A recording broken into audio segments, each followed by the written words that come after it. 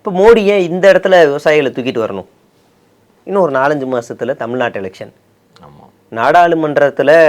நாடாளுமன்ற தேர்தல் வரும்போது தமிழ்நாட்டில் 6 மாசத்துல 6 வாட்டி வராரு. அமித்ஷாவும் படையெடுக்கிறாரு. இங்க இருக்க கோவில்களுக்கெல்லாம் ஓடினாங்க. ஆமா. சென்னையில பல இடங்கள்ல நிறையா நடந்தாங்க. மாறி மாறி வந்தாங்க. ஆனா டப்பா இல்லை, 0. ஓகே.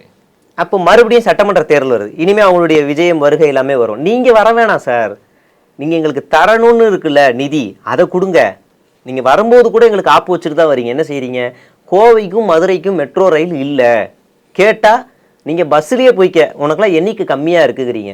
அப்ப இன்னொரு டேட்டா வருது, எண்ணிக்கை குறைவா இருக்கிற ஆக்ரா, பாட்னா மாதிரியான நகரங்களுக்கு எதுக்கு மெட்ரோ அப்படின்னா, அப்ப இங்க இருக்க வாணி சீனிவாசன்லாம் என்ன சொல்றாங்கன்னா, இது தற்காலிகமானது, இது இப்போதைக்கு சும்மா சொல்லியிருக்காங்க, விளக்கம் கேட்டிருக்காங்க அப்படிங்கிற மாதிரி ஒரு உருட்டுறாங்க.